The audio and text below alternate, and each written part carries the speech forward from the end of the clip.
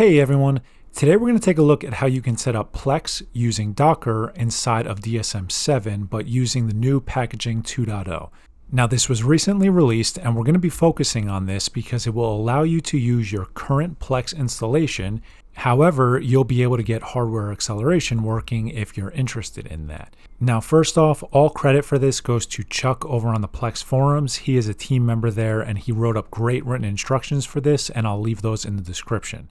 But this is going to be slightly different and it's a little bit more complex because you first have to ensure that Plex is installed. So if you don't have Plex installed on your NAS using the package, you're going to have to first do that. I'll leave a pop-up now for a video I did on that, but you can also follow instructions, which I'll leave in the description, which Chuck has created that will easily guide you through the installation process. Now, the final disclaimer that I will give is that you're going to have to ensure that you're on version 1.24.2, and this is for DSM 7 in specific. As of the recording of this video, it was released on August 26, 2021. So as long as you're using a package that is either that version or newer, you should be fine. Now, this is totally different, and you will have to upgrade to this version if you're using a version that's older than that. And it totally moves the current Plex structure. So you'll now have a Plex Media Server folder. It's a shared folder that will have all of the important metadata and everything, but we will be connecting directly to those folders, which is why you have to have that installed first.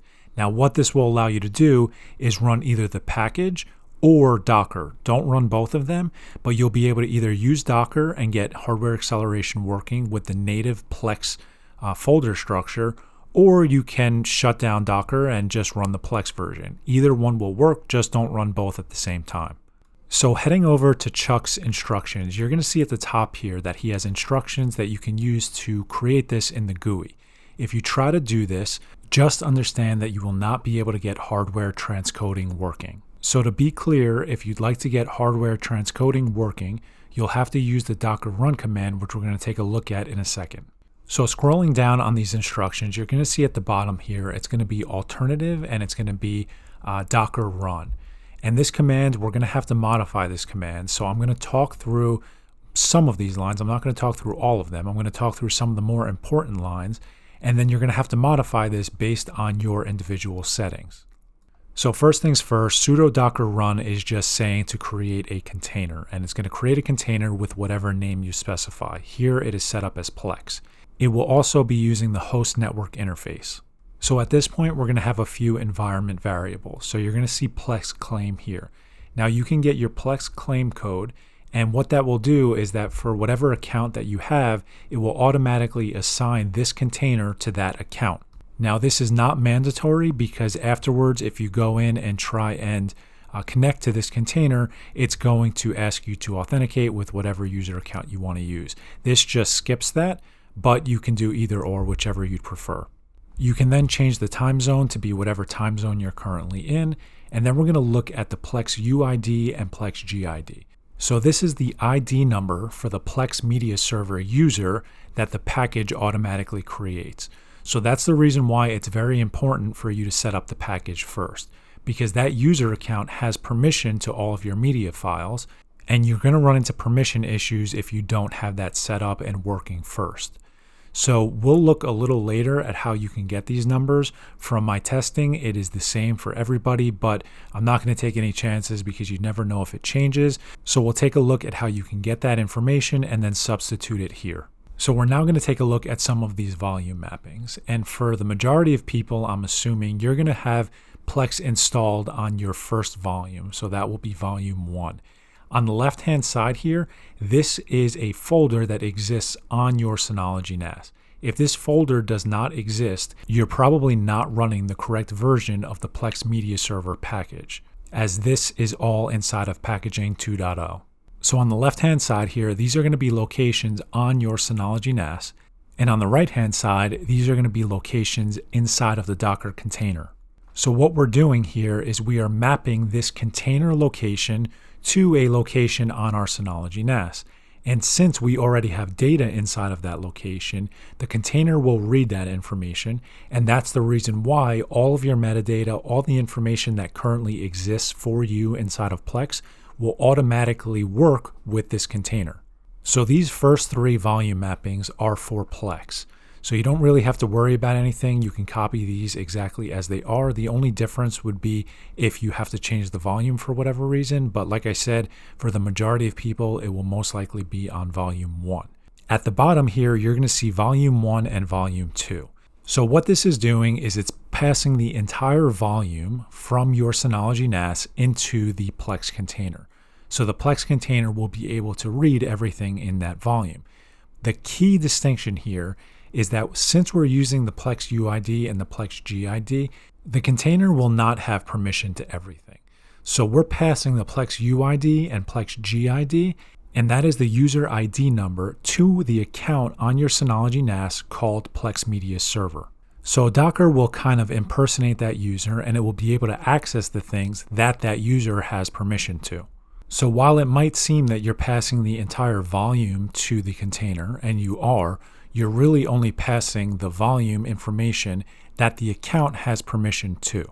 The other thing that I want to point out here is that if you don't want to pass the entire volume to the Docker container, you can pass an individual media folder to the Docker container. So if you're storing everything inside of your media folder, for example, and that exists on your first volume, on the left-hand side here, you'll have volume 1/media, and on the right-hand side, you'll have volume 1/media. This will ensure that Docker can access all of your media files. Just make sure that you're using the correct volume. So if you have all of your media on volume 2 or 3 or 4, whatever it is, it has to be reflected here. Finally, you're going to see this device line, and this device line is for hardware transcoding. So if your NAS supports hardware transcoding and you like to implement it, you have to ensure that this is in the Docker run command. There is nothing more that you have to do, but you have to include it when you run the command.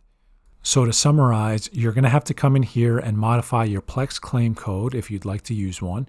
You're going to have to modify your time zone, the Plex UID and GID, your volume number for Plex Media Server and for your media files, and then the device line for hardware transcoding. So now that we talked through this, and I know that that was a very long-winded explanation, but I really wanted you to understand what we're doing, the actual implementation steps are relatively straightforward. So SSH into your Synology NAS. If you aren't sure how to do that, I will leave a pop-up for that now. And as soon as you're in, run the command ID Plex Media Server. And you're going to see UID and GID. You have to copy both of those values. So like I said earlier, 297.536 is the value of both of mine. If yours are different, you're going to have to modify this Docker run command to reflect that. After that's done and everything is modified, you can paste in that Docker run command and you'll be able to create the container. If the container does not exist, it will go out and it will download that container, but just make sure first that the Plex package is currently stopped. So after this command is run, you'll be able to modify everything inside of Synology's GUI. So if you want to start and stop the container, you can do that. You'll also be able to log in at this point, and it'll be the same. It'll be port 32400. Everything that you're using for the package should be the exact same. And what you'll see is that when you log in, everything should be exactly the way that it was with the Plex package. The benefit at this point is if you decided to use hardware transcoding, it will now be functional. So once again, a special thanks to Chuck for the great instructions. Hopefully this will help you guys out. I understand that it was a little longer, but I really wanted you guys to understand it, especially some of the nuances like having to create the package first and then go in and create the container, etc. If you guys have any questions, feel free to leave them in the comments. I will do my best to get back to you. I am not a Plex expert, but I'm slowly learning a little bit more about this as time goes on, so hopefully I'll be able to help out.